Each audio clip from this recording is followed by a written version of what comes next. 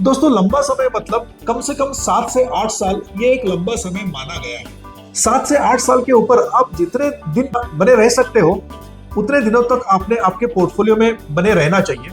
क्योंकि दोस्तों इसके बाद में शुरू हो जाती है एक मैजिक, और ये मैजिक है कंपाउंडिंग की मैजिक। 7 या 8 साल के बाद निवेश में कंपाउंडिंग की मैजिक शुरू होती है। एग्जाम्पल के तौर पे सोचिए कि अगर आप शुरू में 5 लाख रुपए इन्वेस्ट करते हो और इसके साथ एक 20,000 रुपए की एसआईपी शुरू करते हो, अगर ये निवेश इसी तरह से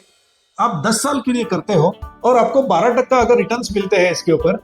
तो आपके इन्वेस्टमेंट की वैल्यू जो 10 साल के बाद में हो जाएगी वो है करीब करीब 63 लाख रुपीस। उसी तरह से अगर आप आपके इन्वेस्टमेंट पोर्टफोलियो में 10 साल के बजाय 15 साल तक बने रहते हो और आपको उसी तरह से 12% इंटरेस्ट मिलता है,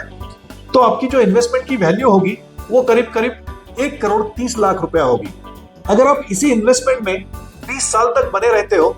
तो आपकी इन्वेस्टमेंट की वैल्यू बनती है करीब करीब 2,55,00,000 रुपया। और अभी मैं आखिर की एक स्टेप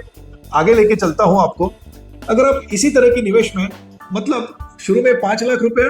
और महीने का 20,000 रुपए की एसआईपी, इसमें अगर 25 साल तक बने रहते हो और आपको अगर 12% का इंटरेस्ट मिलता है या 12% की रिटर्न्स मिलते हैं, तो आपके इन्वेस्टमेंट की वैल्यू होगी करीब करीब 4,78,00,000 रुपया। दोस्तों आपने देखा होगा कि 10 साल के बजाय जब मैं 15 साल, 20 साल या 25 साल तक रुकता हूं, तब मेरी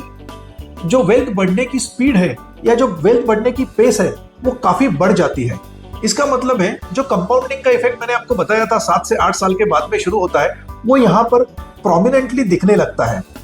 इसी वजह से आपको जो भी लोग म्यूचुअल फंड में या इक्विटी में इन्वेस्टमेंट करने की सलाह देते हैं, वो लोग ये कहते हैं कि आपने लंबी अवधि के लिए निवेश करना चाहिए, ना कि छोटी अवधि के लिए,